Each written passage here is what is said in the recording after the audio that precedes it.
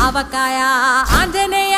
కథ మొదలెట్టినాడు చూడరయ్యా శక్తినంతా కూడగట్టి చెట్టు దులిపినాడు అంజయ్య ఎర్ర ఛాయ కోతి అవతార వెంటమాయ కత్తి సేత పట్టకుండా కాయ కోసినాడు కపిలయ్య